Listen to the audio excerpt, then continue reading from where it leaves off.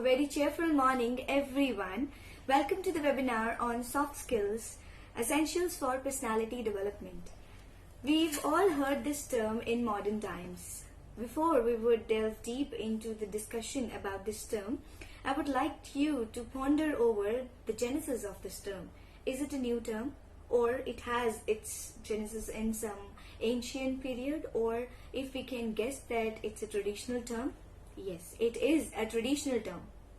If we can just go through our memory lane and just think about those sages who used to give education and in those ashrams, gurukuls, at that time, no doubt they imparted hard skills to all the pupils of those ages.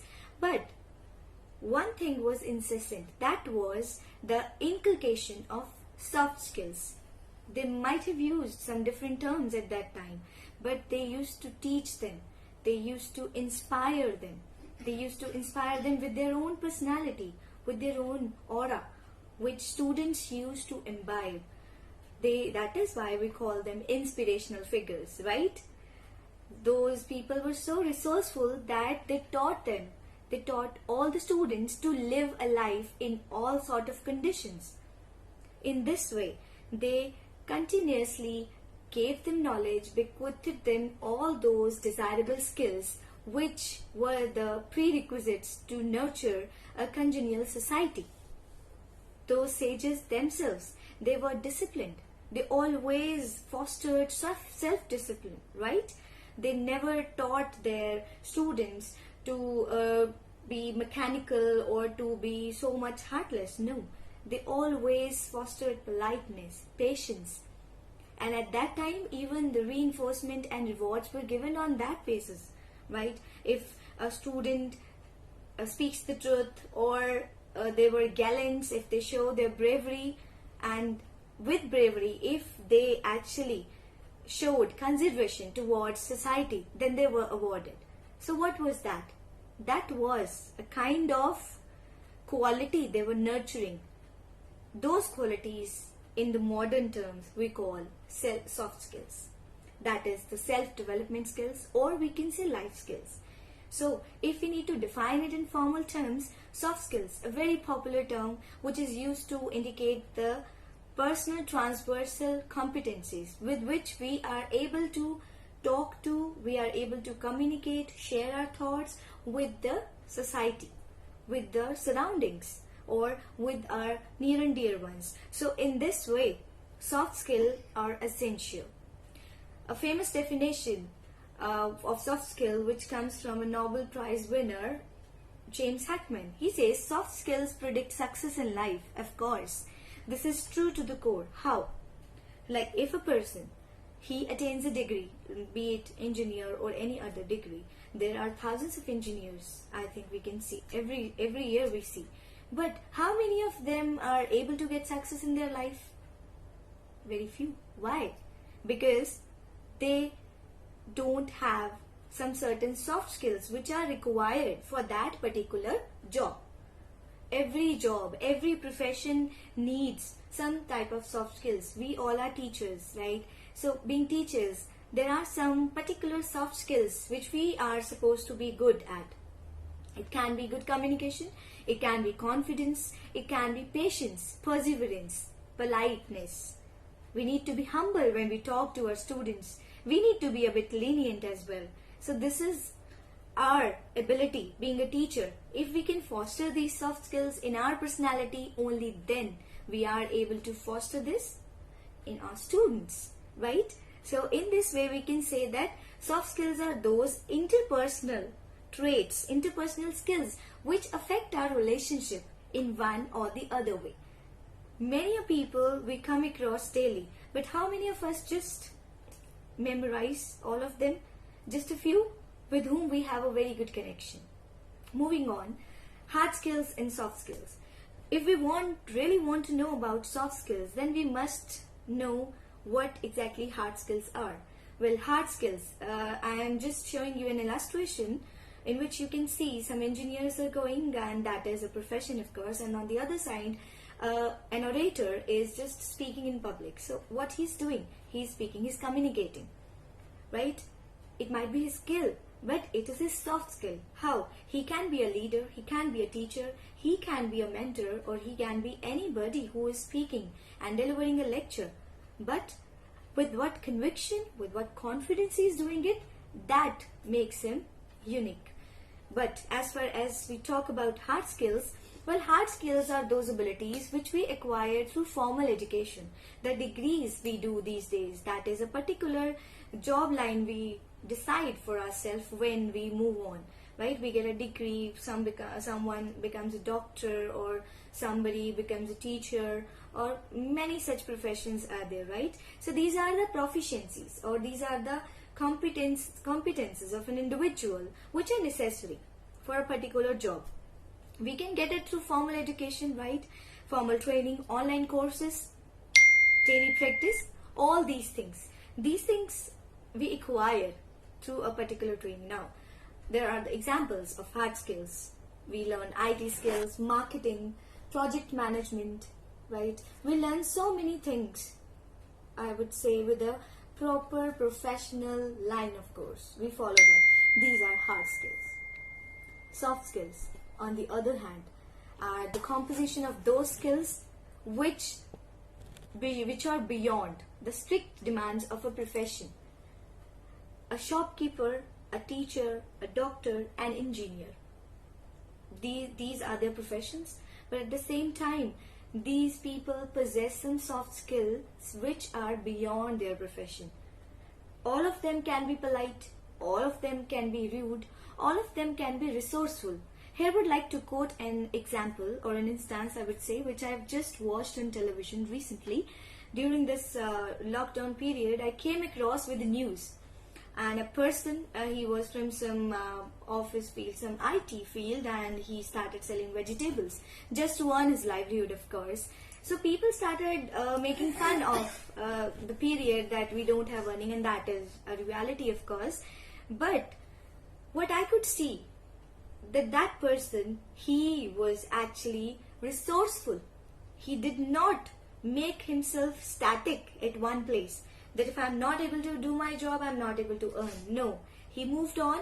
He took up some other line of profession. I would not say profession, but he took up some other line of earning, selling vegetables. It is in itself a very hard job. So he decided to take up that. That spoke of his resourcefulness. So this is a soft skill.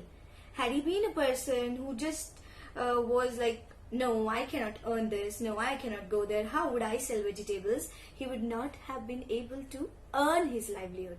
So now what he did was, he used his soft skill with which he started earning. Not up to that level, of course, but at least something is better than nothing. So he decided to do that. Some of the major skills, namely, are these. See, if we go into the detail, then there are numerous n number of soft skills we need to possess, and all these skills overlap one another. Because a teacher needs to be polite, a teacher needs to be resourceful, same as a person who is working in an IT field. So we can just classify them, a few of them, which are necessary to lead a successful life, namely leadership, management, effective communication, EQ, that is emotional intelligence, positive attitude, body language, problem solving ability, teamwork.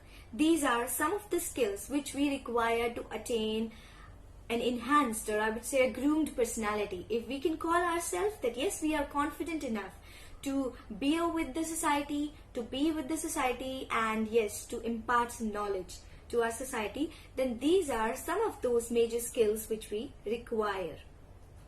Next, well, according to researches which are conducted in Harvard and Stanford, they say that only 15% of your career success is provided by your hard skills and 85% is by your soft skills, and that is true. See, how many of you become excellent teachers? How many of you become good teachers, better teachers? Everyone would say, I am the best teacher. But we all know somewhere we are lacking. Somewhere we need to work upon. There are some loopholes which we need to fix. There is the demand of soft skills. So we must be aware of ourselves first of all if we really want to impart this to our students. Our soft skills not only provide us success in our profession, but these soft skills we need to lead a healthy, congenial life in our family, with our society and all the human beings. So it's not about your profession, what you do, which profession you are in. It's all about how you live, how you just reside with your personality in this world. There is a difference. With this chart, I would like you all to understand a proper meaning of soft skills. Hard skills are known as those technical skills, which are the basic job skills that every company will require these days, every office, every school, every department. But soft skills are journal characteristics, which are just relevant to our personality traits. If we are confident, if we are good speaker, if we are result oriented and goal oriented, we have good decision making, this depicts our soft skills. Then if we talk about the development, hard skills we can develop easily through practice or through training. But for soft skills, it's not only the controlled training we require. We can learn it through experiences in an informal manner, or it can be a formal way, which nowadays, yes, some schools and some systems are adopting. Now, measurement. Well, this is true that hard skills are tangible, measurable. With the help of evaluation system, numerical value, we can easily acquire about the hard skills, at what level these are. But soft skills are intangible. We cannot measure soft skills. There is no particular key which can tell you that how polite this person is, or how much confident this person is. Less, that's it. You cannot define it in a numeric value. As far as the evaluation is concerned, of course, the thing which we cannot measure, how can we evaluate that? So we cannot assess soft skills on a particular test battery or a particular test pattern, but they are the major prerequisites when you go for an interview. Your knowledge, your skill would be taken afterwards. First of all, that person would like to know how confident you are. What mannerism do you follow when you are talking to that person? Are you able to maintain eye contact or not? So, in this way, soft skills are essential. Moving on, why are soft skills required? The major question. Soft skills are required to live. If we want to live free from any burden, free from any sort of mental tension, then soft skills are required, because in some ways soft skills help us to polish our own self, and soft skills give us a kind of strength with which we learn resilience. Resilience is our power to bounce back.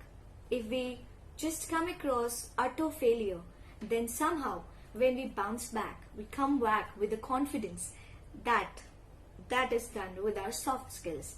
So, to handle our interpersonal relations at workplace, to be successful in all the dimensions of society, we require soft skills. If we want to take decisions and want to be confident about our decisions, then we require soft skills. And then to communicate effectively, this is the basic. I think we all know that if we are able to communicate our thoughts freely to the person in front of us, then that speaks of our soft skill. Next. Well, now, we say soft skills. Many a times I have used this term, soft skills. But what I feel is that this is a metaphorical soft. Metaphorical, symbolic. Soft skills are actually not soft skills. Soft skills, somewhere this word soft speaks of weakness. That soft skills, okay, these are just non-essential. No. Soft skills, whether these are soft or not, we'll see this. See, a person named Jack, he is just a clumsy one. Nobody likes to talk to him. He's an ordinary player, not an all-rounder as we want in our team. But he's not popular. Still, people like him somewhere, somehow. Why? People wait for him, wait for his turn. What is the reason? The reason is these 5 Ds in his personality. He possesses devotion. He is devoted, determined, diligent, hardworking, disciplined. He is disciplined in his job. Consistent means he is consistent in a way that whatever he would play, he would earn scores out of that. He's not that kind of a player who will either give you 100, a century, or nothing. No. He is one of those players who would definitely try to make runs for the team, and he is always positive when he goes on the pitch. This makes him distinguished. This makes him unique, and that is the reason he is respected. So, when the chips are down, or I would say when there are hard times in a match, these type of people like Jack, they just come across and they take the responsibility and never step back. That is how their team is working. So this is how Jack's optimism and his consistency, his just positive attitude, his aura gives motivation to others. And that is why he is somewhere considered the fulcrum of the team, backbone. Everybody likes him in that way. If nobody likes to talk to him, just because he's not that as intelligent like them, but yes, he is at least a strong pillar of their team. So here we can get to know that the metaphorical soft in the soft skills is actually the literal strength in our personality. This soft skill we talk about are the skills which our personality needs the most. Now, we are moving on towards some myths. In modern world, people possess these myths, and I have seen that because of this, many skills are underrated. Many soft skills are underrated. First of all, these are considered optional to hard skills. And then, yes, non-specific in the final output. They are not considered as essential as hard skills to get some output out of the material, I would say, out of the decision. They can't be taught, that we all know. But how these are myths, that we will see in the next slide. Well, optional to hard skills. Companies, offices and different departments, they often just underinvest, they underrate soft skills by just giving weightage to hard skills, marks, vocational skills, how many times you can do this and that, and make all those soft skills optional. What are those soft skills? Like a person being honest, being good in communication.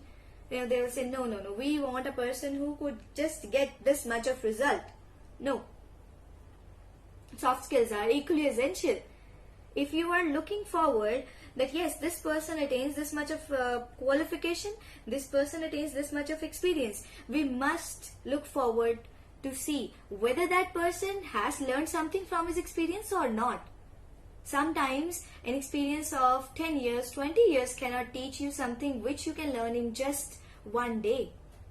So this is how these skills are taken optional and often underrated. Non-specific in the final output. Since soft skills are tangible, of course, they cannot measure them, they cannot put a rating, put a number to that, they take it optional. They think that these are just not specific. Feedback is not given on the basis of how inspirational that person was, how he managed to motivate his team, how he managed to just brought the best results. No. At the end, only the end is seen. For example, if a teacher tries to motivate the whole class to speak in English, to do something different, and that class, of course, gets the better result in communication, not in the written exam, that would not be counted. That how that teacher tried to polish the students.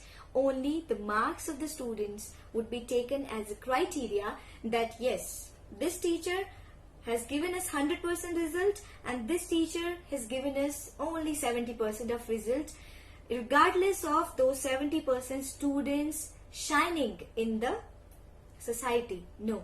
What matters is how much results you are giving. So this is how our soft skills are taken as non-specific for the final output. Now, can't be taught. That we all know. We cannot teach soft skills the way we can teach hard skills, right? This is a truth. But soft skills can be taught, if not formally, if not in a particular format, we can teach them in different ways. We can evaluate this. They say that in formal education system, hard skills are taught, hard skills are evaluated on the basis, but people, we cannot hire people on the basis of their being honest, on the basis of their being patient. No, we want results. This is wrong.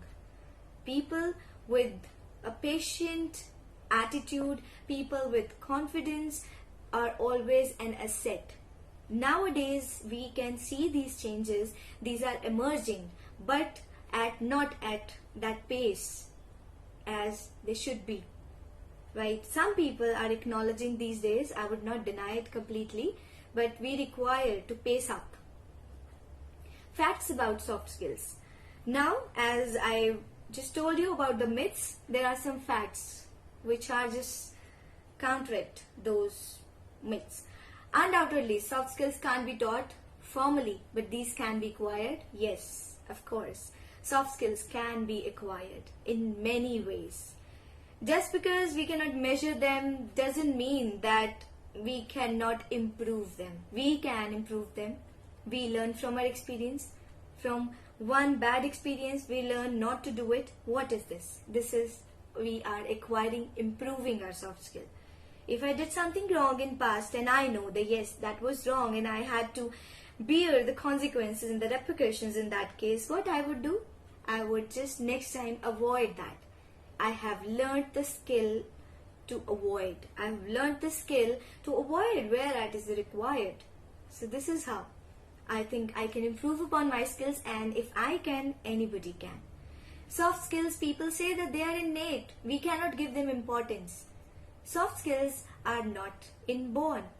How many of you have seen any child having some soft skills pertaining to when a child grows with the, I would say, inspiration of his mother, of course, and father? He learns, he tries to acquire things gradually. He has no skills at that time. He acquires, improves upon, and shines when he is an adult, if he has acquired those soft skills at all. Moving on. This is one technique, osmosis. Many of you might have heard about it, of course. Osmosis is the technique of gradual, unconscious assimilation of ideas, or I would say learning of an ideas, which we do unconsciously, informal modes. In informal modes, we do this type of learning. So, soft skills, most of the soft skills we acquire through this, because in our routine, we come across numerous people, our teachers, our parents, our friends, our society, right? So, through all these, we imbibe some certain sort of behavioral patterns. Some we reject, others we keep, which we keep, that gradually becomes soft skills when we just imbibe or adopt all those skills in our personality. So this is one just technique. Now I would just give some suggestive measures to inculcate soft skills naturally. Well, naturally things occur. That is the reason we just don't count them part of formal education. But these skills are acquired in this way only, and I would say up to some extent these are the best ways. If you want to make your child, make your student learn soft skills, acquire, alter his behavior, these are the best ways nowadays, right? First of all, movies. Well, movies, we all watch movies. We all, I think, weekly or monthly, we all go to watch movies. What are movies exactly teach? Do they teach that a person with so much wicked thoughts would win in the end? No. Heroes, we say heroes would be the winners in the end. And generally in our movies, this happens, right? Some movies are based on science fiction, some movies are related to romance, some are family movies, some are related to, I would say, some are autobiographies, some are biographies, biopics, right? But in all these movies, one thing is common, what we learn, that is attitude of the hero. When we see our hero is basically an embodiment of all those soft skills. Our hero is determined. Our hero is strong, mentally strong, emotionally strong. He has decision making. right? Whether you watch Bollywood movies, Tollywood movies, Bollywood movies, or any other movies you just follow, just think about it. What our movies teach us? They teach us soft skills only.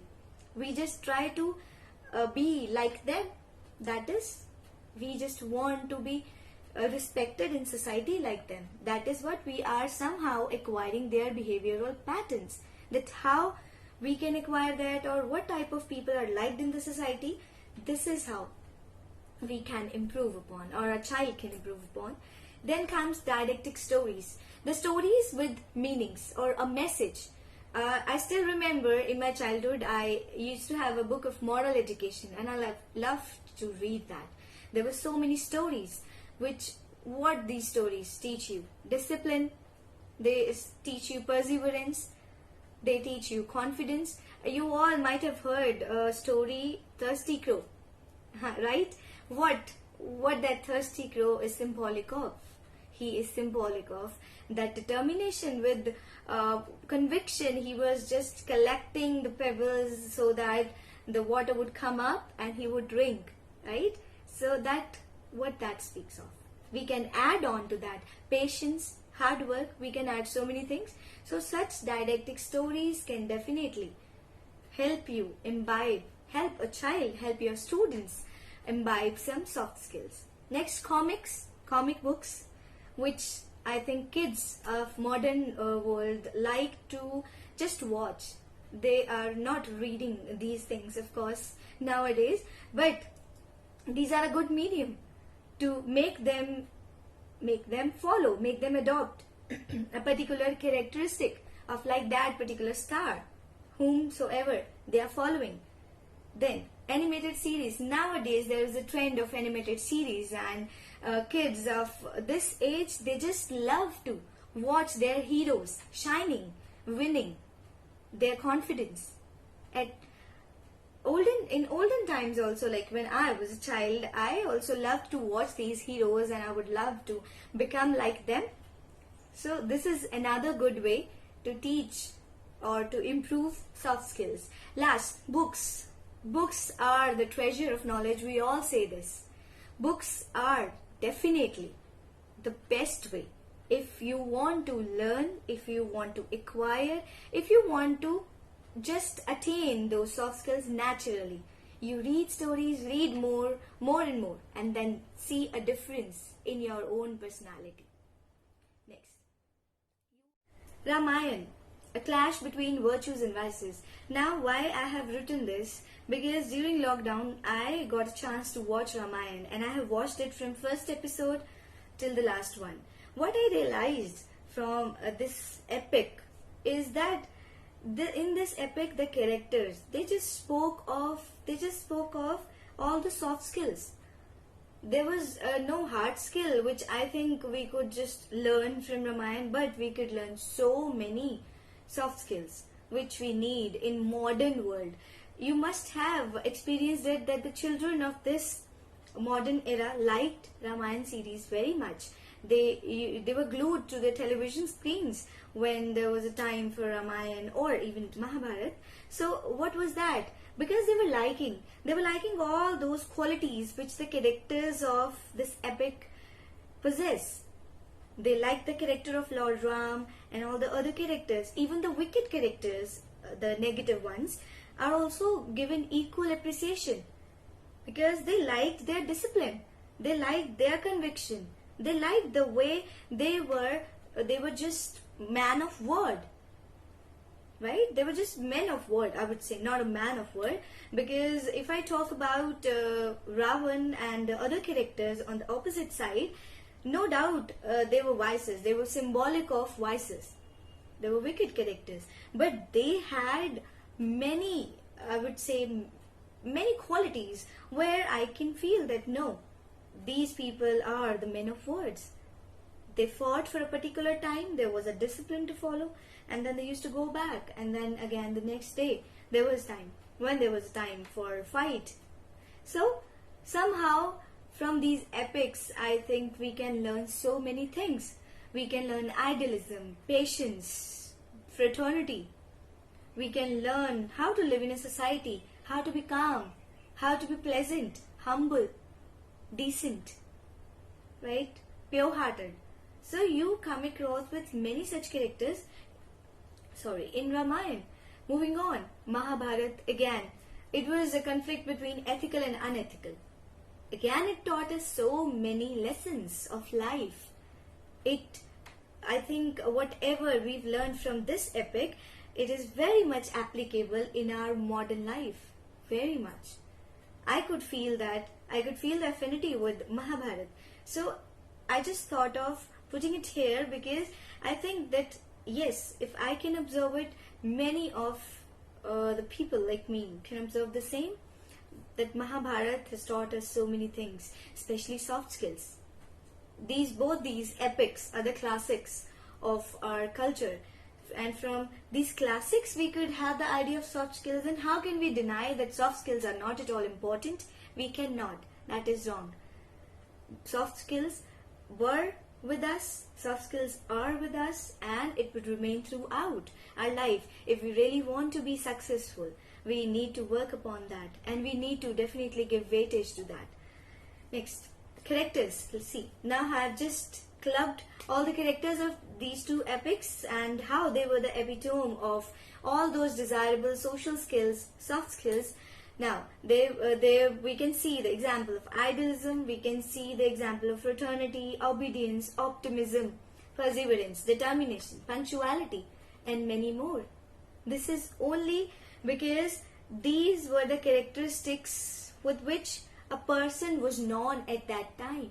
His personality was just as famous as nowadays we see the stars, just because of these soft skills, that you have heard about so and so king, and that king is known to be very generous, that king is known to be very polite.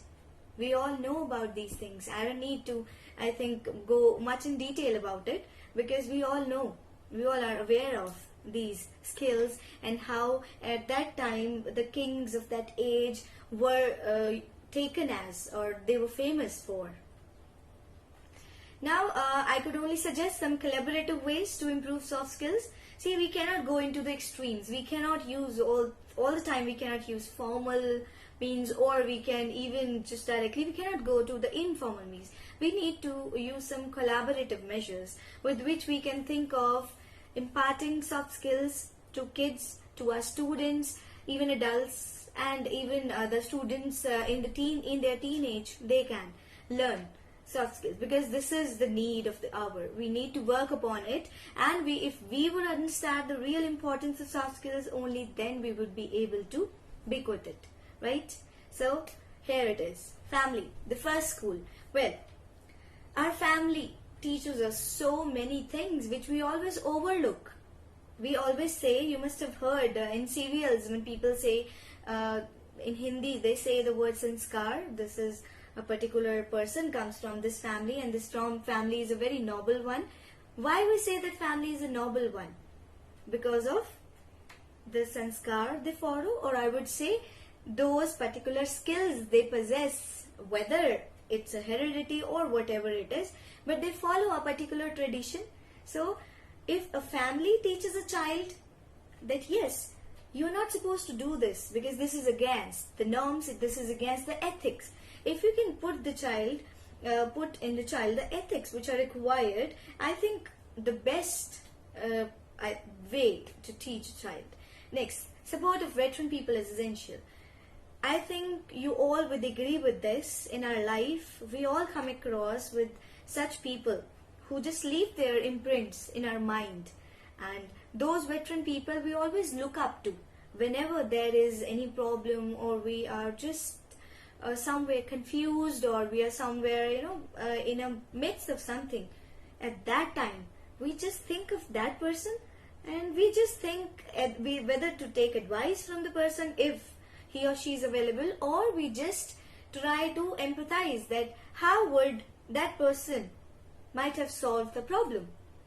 So this is another way to imbibe the skills. Next is reinforcement to positive behavior. This is a bit of formal one as well. This can be practiced, that if in classroom or anywhere where you are teaching, whatever place that is, if you reinforce the positive behavior of the person, of the student you want to keep, then you can reinforce. You can definitely get the desired result. That person will definitely come up with the best. Good, better, best. If you reinforce, then only you can get these 3 degrees in an upward alignment. Motivation to read more. As I said earlier, books are one of the tremendous sources of education, of self-learning. So you can always motivate to learn more, to read more. You can also suggest good books to your students, to anybody. It is not restricted to students. Soft skills are the prerequisites for everybody. It's not only the student or not only the employee who needs that, it is the employer also who needs that. So inclusion of soft skill training in curriculum. Yes, we can take this step if possible at a proper level. No doubt nowadays there are many ways with which the inclusion is done, but that is a bit slow, honestly. It is not at that level. Still we see, or we can say we are not at all in that position that we can say soft skills are given weightage or soft skills are given priority in our education system. Still it is lacking somewhere. So if it can be paced up, then it would be wonderful. Equal weightage in performance appraisal.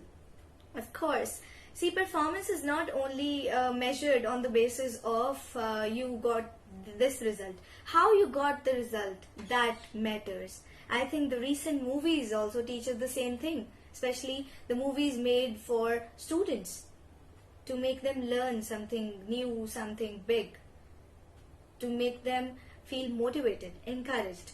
So equal weightage, if this can be taken as a measure, then this will also be a wonder. So with this, I believe I've ended up with a good note. Soft skills, what are soft skills, how these are different from hard skills, and yes, some suggestive measures to teach soft skills. In the end, I would only say one thing, that soft skills are important up to that level that hard skills make you qualified, whereas soft skills make you educated. Educated to keep your qualification. Educated to enhance that. They don't restrict you. Thank you so much.